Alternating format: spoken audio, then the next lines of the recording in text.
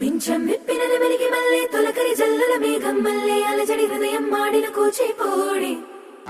రంగుల దిద్దిన బొమ్మకు మల్లె కవితలు వద్దిన పుస్తక మల్లె సంతోషంలో ముద్దుగా ఈ అమ్మాడి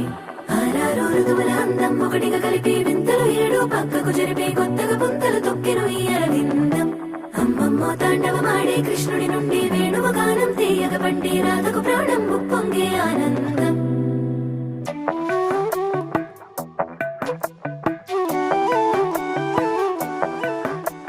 మధురము కదా ప్రతొక నడక